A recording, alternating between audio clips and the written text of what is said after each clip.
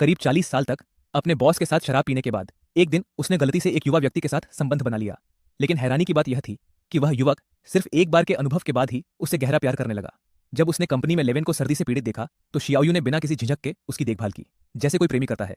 इतनी आत्मीयता देखकर लेवेन को प्यार का एक नया एहसास हुआ। लेकिन जब दोनों का रिश्ता शुरू हुआ तो लेवेन ने जानबूझकर शियाओयू से दूरी बनानी शुरू कर दी। शियाओयू ने लेवेन की भावनाओं को भांप लिया।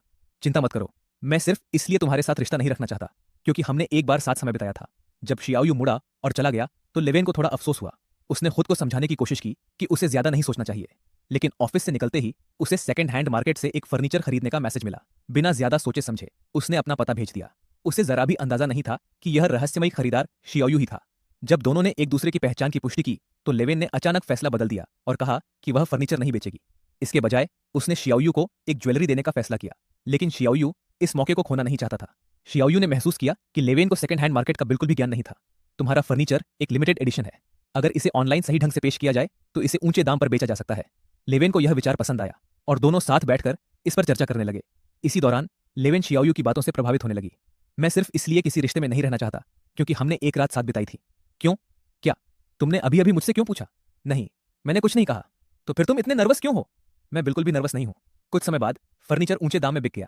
इसके लिए आभार प्रकट करने के लिए लेवेन ने शियाओयू को डिनर पर बुलाने का फैसला किया। जब वे दोनों वाइन के गिलास उठाने वाले थे तो लेवेन ने अचानक देखा कि उसके सहकर्मी अंदर आ रहे हैं। जल्दी में वह छिप गई।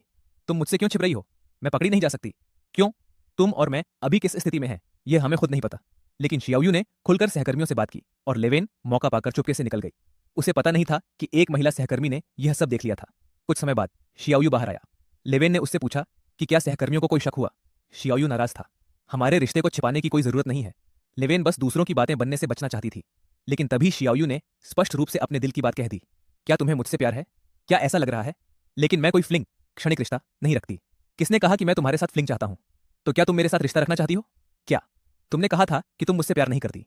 अगर तुम मुझसे प्यार करती हो तो मेरे साथ रहो, और अगर नहीं करती तो हम अभी के अभी अलग हो जाते हैं। लेवेन का दिल असमंजस में था। वह शियाओयू की भावनाओं से प्रभावित थी, लेकिन उनके बीच उम्र का अंतर एक बड़ी हकीकत थी। उसने शियाओयू से कहा कि वे सिर्फ एक बॉस और कर्मचारी के रूप में ही रह सकते हैं और उसे यह सब भूल जाना चाहिए। लेकिन जब वह घर आई तो वह शियाओयू के बारे में सोचना बंद नहीं कर सकी।